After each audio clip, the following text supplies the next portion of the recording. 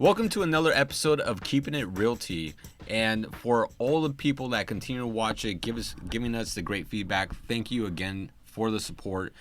Thank you. And as a reminder, you can always subscribe on Facebook, YouTube, iTunes, Spotify, iHeartRadio. And we've got also a few other different content coming up available real quick, which we'll get into a little bit later. In fact, we don't say that enough. Could you please subscribe and hit the ring bell button? Because we do intend to, we like your comments and we want to bring our subscribership up. And look out for upcoming prizes that we're going to be awarding to our 1,000th subscriber. Yeah. 1,000th subscriber. Yeah. Our 1,000th subscriber. Sure. We'll also don't hold your breath for it. Yeah, if we have 1,000 subscriber, we're gonna give you a free T-shirt too. Squeeze the what's the shirt, Sam? Squeeze blood out of turnip. Squeeze blood from turnip.com. We'll have more than just T-shirts on the 1,000th subscriber. So the T-shirt we have, which we've got a great episode coming up. In fact, I had David Cook. Yeah, I heard about that. Yeah. How did that go? David Cook, the attorney for Fred Goldman, on the show. Thank you, Sam. And it was a great episode. And this is his shirt, his actual website, and very fun podcast. Yeah, look out for that episode. I'm actually interested in watching that episode very closely. He got into a lot of details as far as his entire story of what happened. This guy is a O.J. collection Simpson attorney. And he talked about all the ways he squeezes blood on judgments against people like, O.J. Simpson. Yeah, he doesn't really call himself a collection attorney, but an enforcement attorney. It's a little bit scarier to hear. That's actually scarier, but both names sound pretty scary. If you got a collection or an enforcement attorney after you, you heard this guy coming after you, should be scared. So he's going to come back for a part 2 episode where he's going to talk about how he collected on the country of Iran.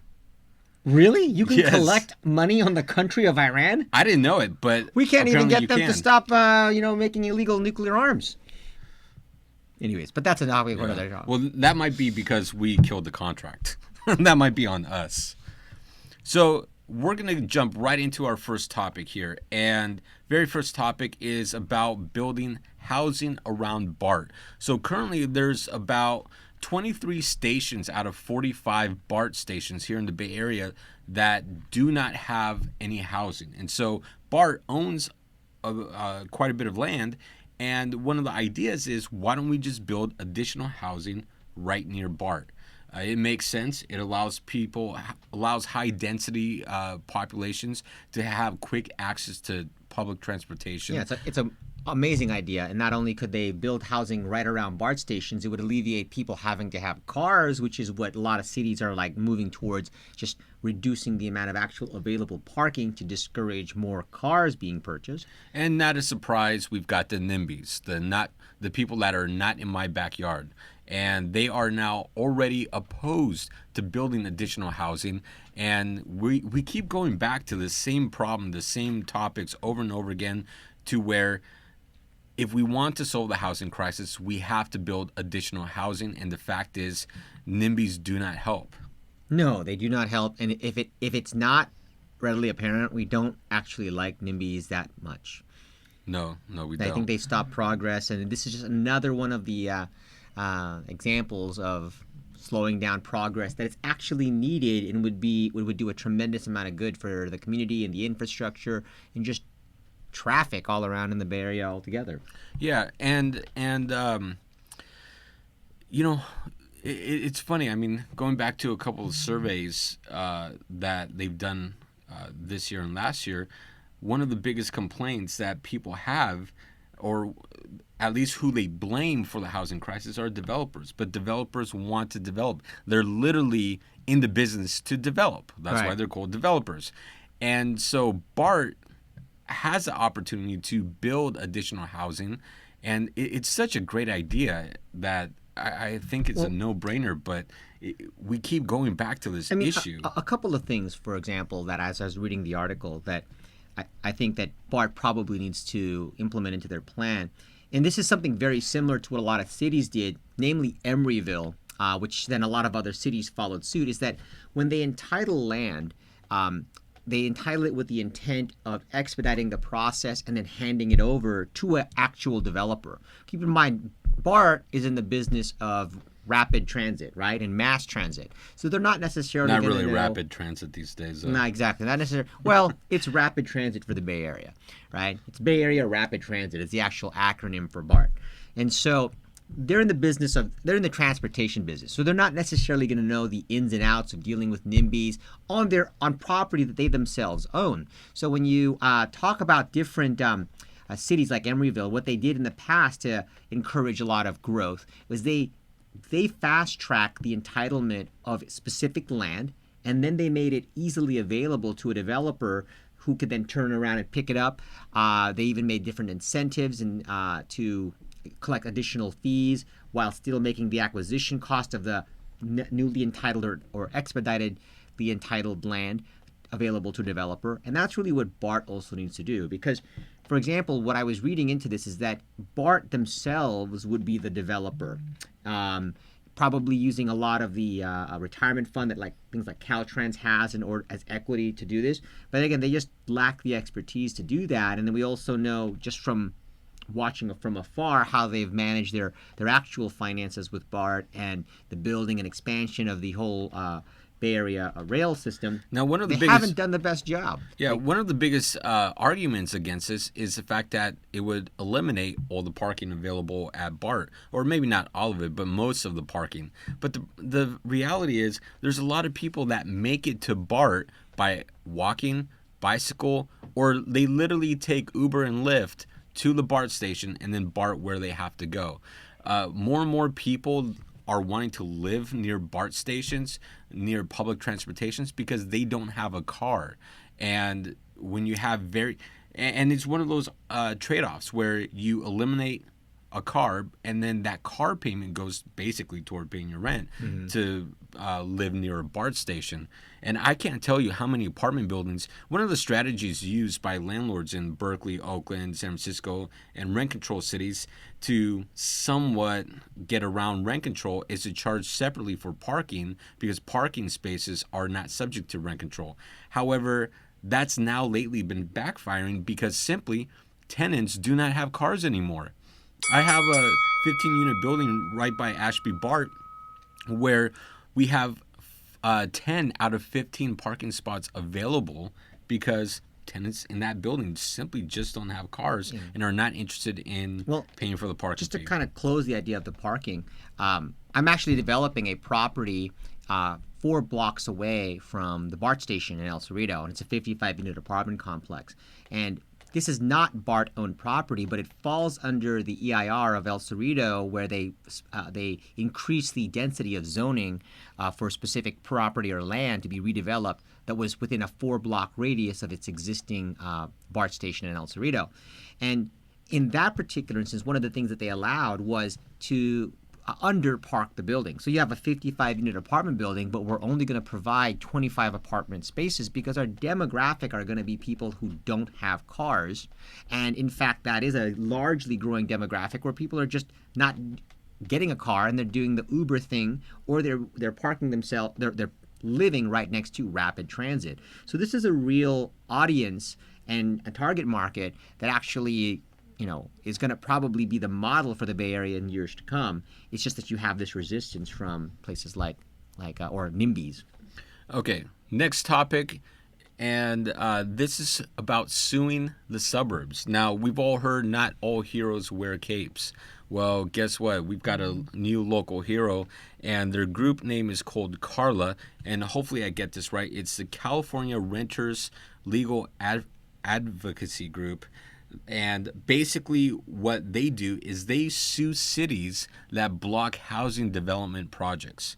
So they are the new heroes of the Bay Area. Yeah, no, when I heard about what their modus operandi was, I immediately had a man crush. It was great. I was like, wow. I mean, next year when we go to Comic-Con, I'm going to dress up like Carla. That might be kind of cool. We have no idea what Carla looks like, but she sounds very empowering. I got to figure out their logo. Yeah. So that's an interesting twist, because most of the time you hear us talking about NIMBYs or not in my backyard. These are individuals suing developers or slowing developers down. And many times the cities themselves don't necessarily make it easy for a developer to go through. And then this new group, Carla, that's the acronym. Well, that's the acronym of this group. They're actually trying to make it easier for development to go through when cities themselves are standing in the way, because they also see and recognize the fact that the only way that things are going to get better infrastructure-wise is to create additional housing and make it easier to actually live in the Bay Area, so that these rent prices don't just continually go higher and higher. Yeah, and so far they've sued 9 cities and reached settlements that led to construction on 4 of those 9 cases. No, I read about that. Again, I was just, wow, where has this group been all my life? So, I mean, I'd love to at some point in time reach out to them and see how we could help each other out. Maybe we can get them on the show too. No, that would be But they're awesome. basically using the California Housing Accountability Act to push this agenda forward. The most recent one, Los Altos, basically stopped the construction project because it's not in line with the quote from the mayor is, "This project would result in a 5-story building surrounded by 2-story buildings, which goes against our general plan and is completely out of character for our downtown aesthetic."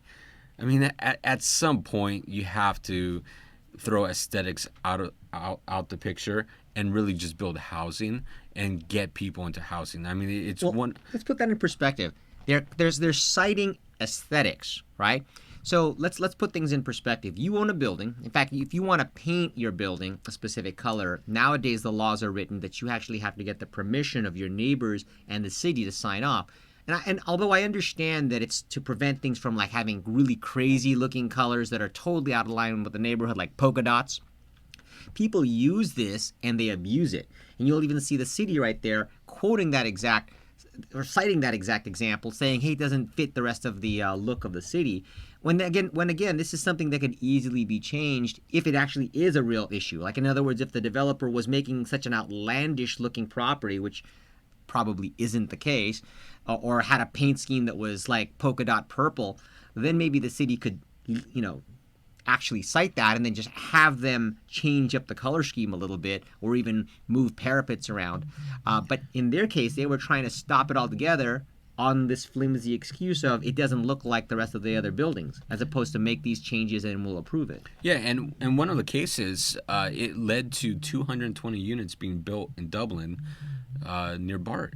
Yeah, and that's a huge win for people trying to live in the Bay Area and find affordable rent, because more units makes it more affordable. Now, what's surprising is that they're using the California Housing Accountability Act that was actually enacted in 1982. Mm-hmm. Why more people are not suing, or why more groups are not suing cities using this, I don't understand. I mean, recently, Governor Newsom signed into law where the state of California can actually sue a city that stops construction if that construction project is in line with city codes. And in fact, they pulled the trigger on that in Mountain View. Oh, wow. That's crazy. In fact, I know that, was it SB 50 is back on the ballot next year, right? To fast track development in areas that are close to high transit zones, or that's going to keep coming back onto at the state level being proposed, because it's something that's greatly needed. Yeah, I actually have a client that is going through development right now on a 22-unit SRO in San Francisco, and he's eagerly waiting to see if that bill can actually get passed. Because if it does, the property he's sitting on stands to a much higher and better use than just 22 SROs.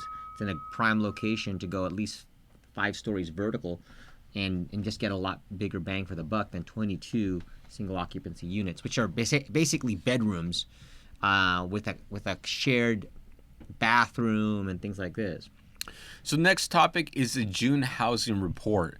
Every month, California Association of Realtors releases the prior month's housing report, or kind of 1.5 months prior. And so the June housing report came out, and no surprise, sales are down. In fact, sales are down 5.1%, I believe, for the year, or actually from last year when you're tracking year over year. and they just continue to drop. They're down 4.2% from May, down 5.1% from June of 2018. Yet the statewide median price was $611,420, basically unchanged from May, and up 1.4% from June of last year. So again, we keep seeing, we keep seeing the median price stay steady. We've seen an increase this year. Yet year over year, sales continue to drop. This is now, I believe, the 15th, possibly 16th month in a row we've seen actual closed sales dropping. Yeah, well, I mean, this goes in line with what we've talked about in prior episodes, where sometime within May of 2018 or June of 2018, I thought that we would be going through an 18 to 24 month recessionary period, and here we are in 2019. We're like roughly not even a year into this 18 to 24 month period or 2-year period, and now they are seeing more and more signs of this. In fact, they were announcing how probably in 2020 that they are expecting a real recession where interest rates will begin to rise a little bit, and then the unemployment may actually kick in. Now, keep in mind, unemployment in the Bay Area is roughly 2.5%. So even if that went to like 5 or 6%, there's still going to be a high employment rate in the Bay Area. There's just going to be a lot of displaced employees.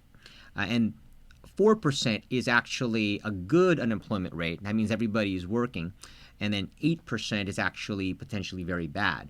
But even with the prediction of certain layoffs occurring and kicking in 2020, which will spawn a number of other things, which will potentially continue to slow the market down, it's going to be a very different downturn than what most people are expecting, and this is what they're using as their benchmark, which is the Great Recession between 2008 and 2011 and 12, when the main reason why property wasn't moving was because 3,500 banks were shut down by the FDIC because they were non-compliant with banking regulations for making loans on single-family homes, and so they got shut down. This is just another correction in the market where people are just not willing to pay top dollar for a property unless you're in specific areas like San Francisco or Oakland, where even those markets, regardless of the fact that they're going to be slightly affected, are still experiencing multiple offers and they're getting higher than ask.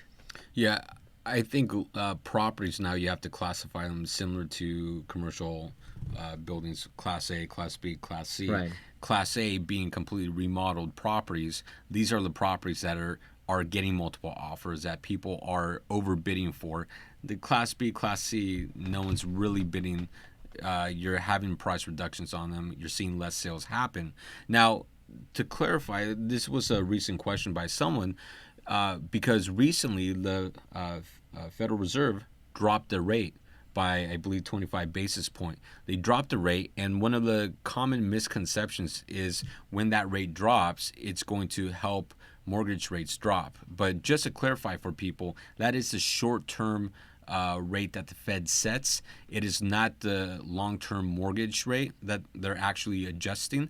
The long-term mortgage rate is usually following the 10-year Treasury bond, which that's what you want to track if you want to track mortgage interest rates. Right. And then keep in mind, too, that that's not the only index out there. There's multiple indexes out there, from COFFEE or cost of funds index or LIBOR, lending it off, or bank rate. And these are all different sources of funds that banks can borrow money from, and then they will add their margin on top that will equate whatever the interest rate is that you're going to get on a home or even apartment building.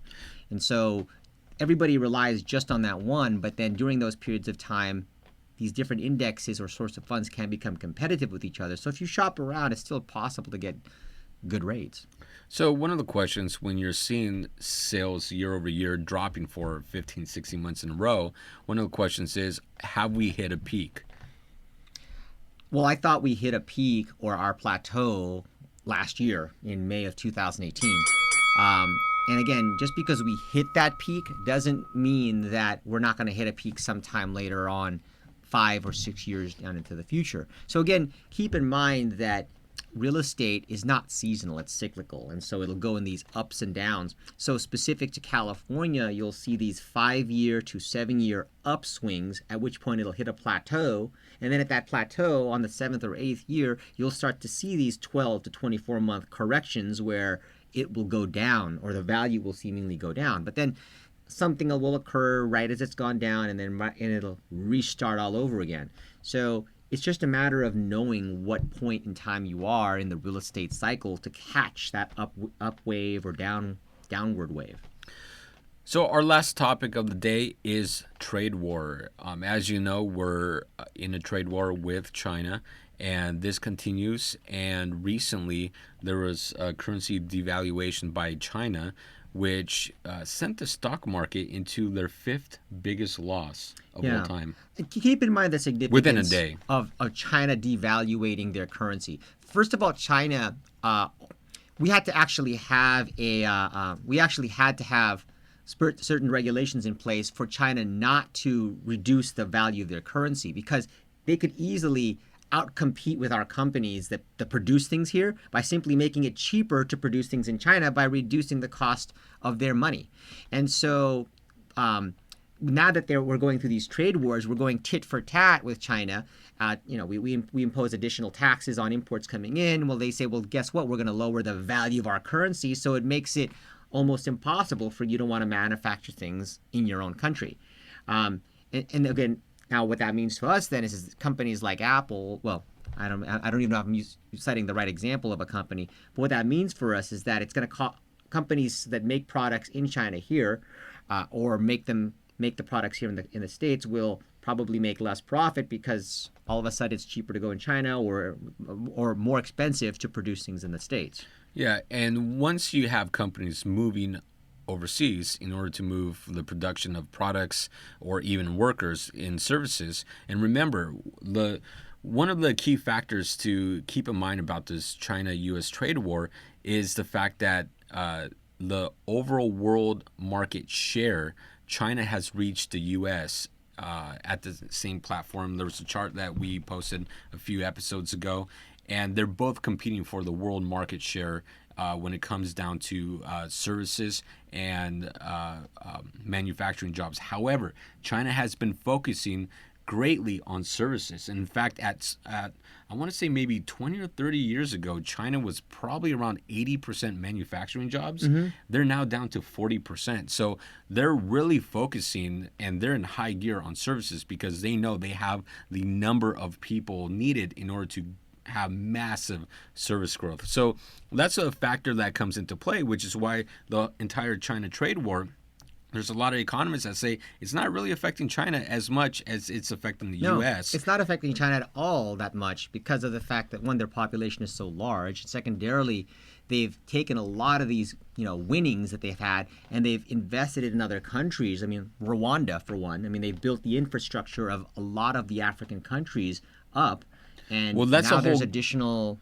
That's the whole goal of their, I think it's called the One Belt Initiative, mm-hmm. which they're essentially, and they have France, Germany, and a few other countries that are investing with China in this One Belt, One Road Initiative. And they're essentially building infrastructure in Africa through Pakistan to essentially be able to have a direct line to Africa, because the big reality is, who's going to handle the manufacturing jobs when China is the majority services and not manufacturing? Yeah, they're and it's not going to be India, because India is focusing on services. Mm-hmm. It's going to be Africa. They have the number of people in Africa. They have the number of people. They have the climate, for it. And plus, they need the help. So if they create the manufacturing jobs over there, and China's got its foot in the door already there, the United States hasn't thought out that far. Yeah, so the trade war goes a lot deeper than what a lot of people think it's about. A lot of people think it's about,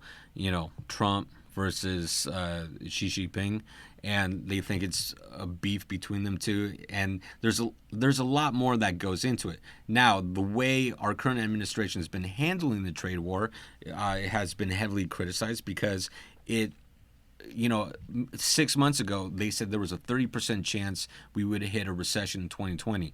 Now, with the latest currency devaluation by China, they're looking at 49% chance we'll hit a recession next year. And if there's not a trade deal done in the next few months, it's almost a guaranteed recession. Well, now, I did have It's old school thinking on our part because we're thinking that we're still the primary consumer for Chinese goods, and that's just not the case anymore. Correct. They're in Africa, they're in France, they're in Europe. So the European market has been a big consumer of Chinese-made products and then now services. And don't forget that the Chinese people now, as they continue to become a more developed country, that they are now demanding services, they're demanding products that they don't want to make themselves. Well, their middle class has emerged so significantly that even though they're devaluating the value of their dollar or yuan in this case, they're turning around and they're buying more real estate in the United States. So now, what's going to be very interesting to see, and it's hedging their bets. We haven't. Both I'm going to pitch a new podcast that we're doing called Money Managers with Marc Guzman. Our very first guest was Jonathan Dio of Dio Wealth Management, and he brought up something very interesting on that episode. So please go over to our channels. And the episode is up and you can watch and listen to it. But he did point out something very interesting. He says he would not be surprised if 9 to 12 months right before the next election, Trump finalizes a deal with China, and then all of a sudden economy starts to become better again, and then he gets the political points on fixing the economy. Now, it's going to be interesting to see if that, number one, if that really happens, and number two, what kind of deal is he going to strike simply just to say that he made a deal? Because if China knows this and they know Trump needs it on a political level, they may have the upper hand in trade war negotiations. So it'll be very interesting to see. So very interesting. Let's go to the next topic. We're going to do something a little bit different than going into a full property analysis. So, Brian, I'm going to let you take it away. Well, in normal episodes, we do a property analysis on good investments for properties. So I'm going to talk a little bit about an apartment building and using it as a primary residence. So I have a client. He's a high net worth individual, actually manages a film fund, and he just recently got married, so it actually fits into that millennial category. And so he's looking at homes, and he's actually qualified in the $7 million price range for a single family home. But of course, to his credit, he's like, I don't want to buy a $7 million house. I don't really need it, and I'm happy and contented renting. So what I pitched him was the idea of, well, hey, why don't you take that same money you were going to use to buy a $7 million house and buy a $7 million apartment building or less. And again, let's look at this let's look at this objectively. Instead of buying a house, especially since you're going to need a place to rent anyways, why not buy an apartment building? Well, what I was pitching the idea on was if you buy an apartment building, number one, it's an investment. So in this case, we're looking at a 20-unit apartment building. Normally, when we're looking at apartment buildings, we're looking at the areas that are kind of marginal, not too good, not too bad, because the really nice areas, they have a much smaller rate of return or cap rate, typically somewhere in the 3.7 to 4% cap rate, which means that if you bought the property all cash as an income property, you're only making 3.7 to 4% on your money. However, if you're going to buy it and you're going to live in one of the units, then one, you're replacing your demand to have to pay some really high rent for a luxury apartment. Two, you own the building and you can have it managed professionally still so that you can behave just like a tenant. Again, this is always one of the big counterpoints to renting, is that if something breaks, I don't have to fix it. Well, if you buy an apartment complex and you have it professionally managed, guess what? You're not going to be fixing it.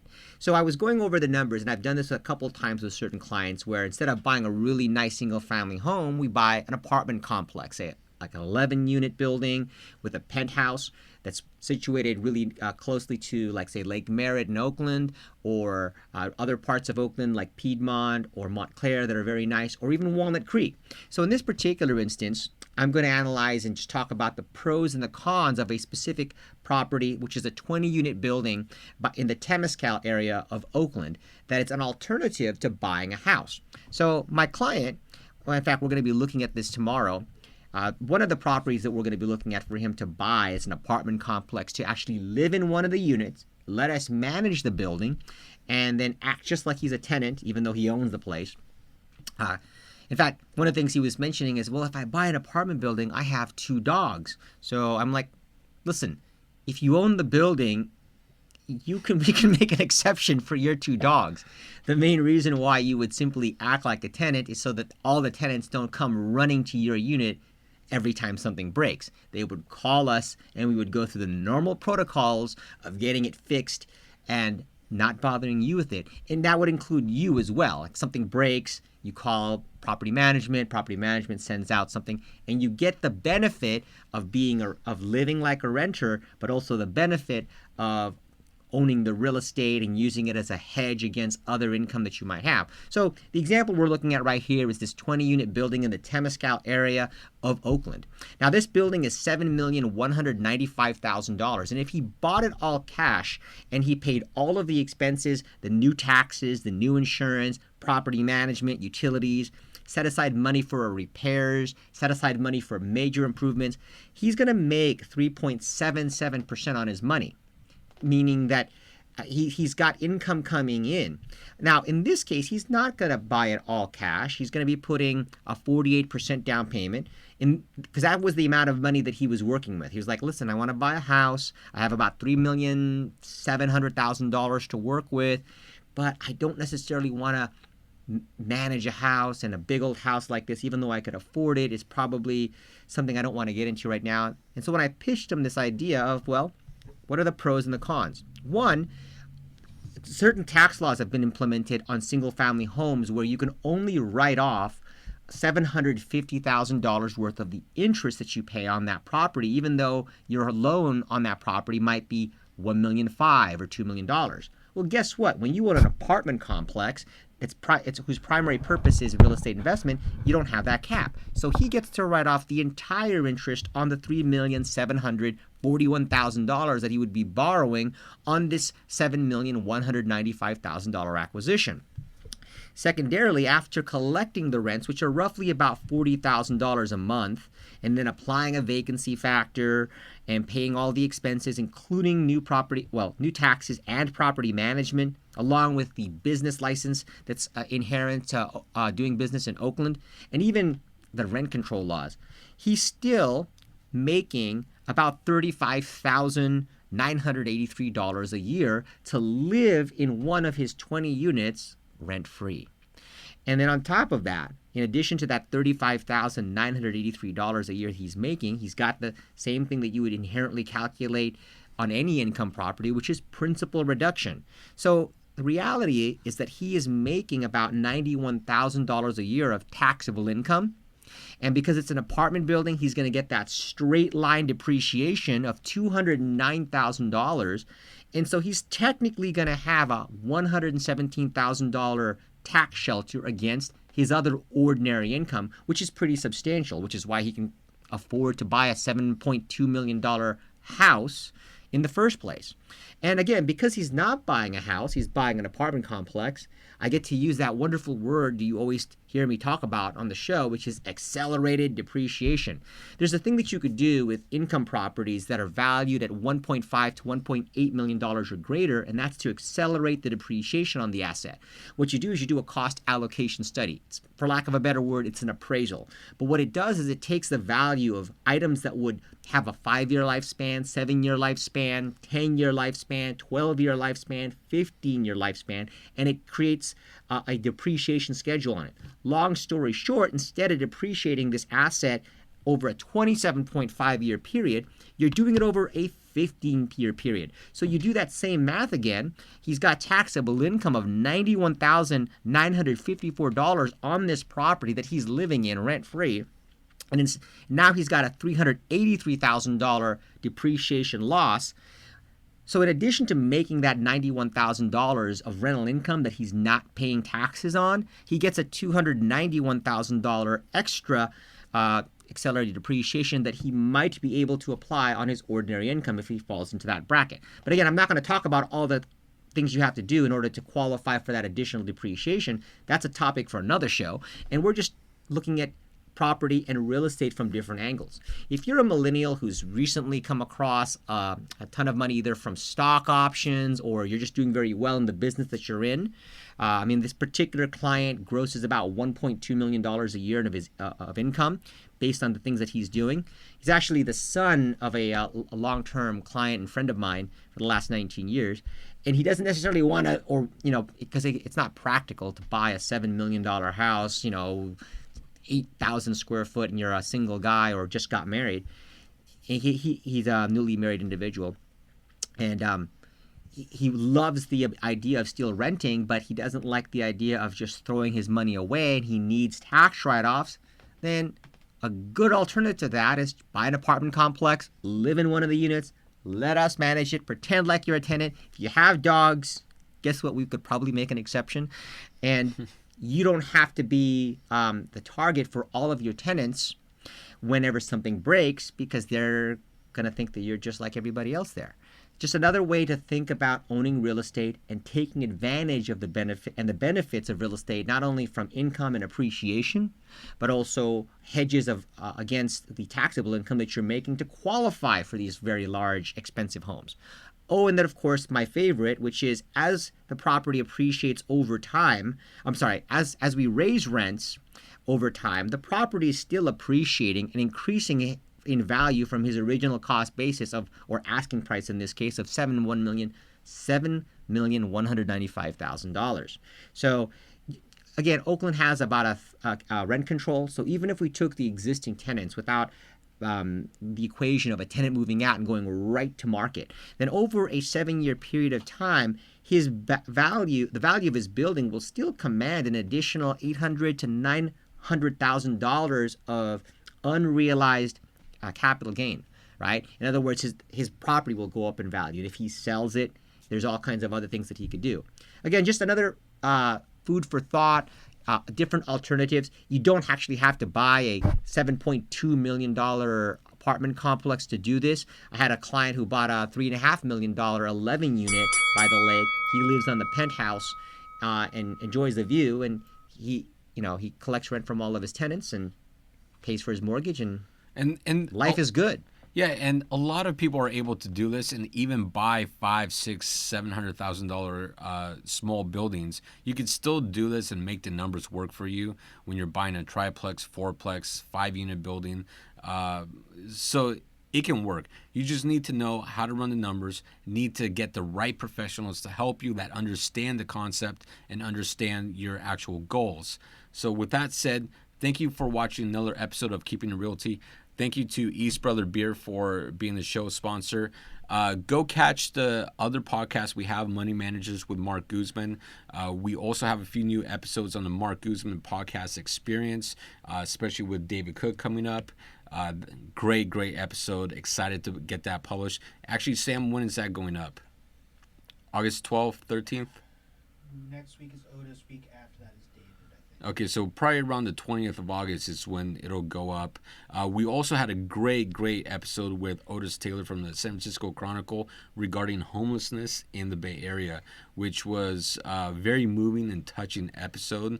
It hits to the core of some of the housing problems that we have here in the Bay Area. So again, you can subscribe to any of these shows on Facebook, YouTube, iHeartRadio, iTunes, Spotify, and as always, thank you for watching. Oh, and please ring that bell and subscribe.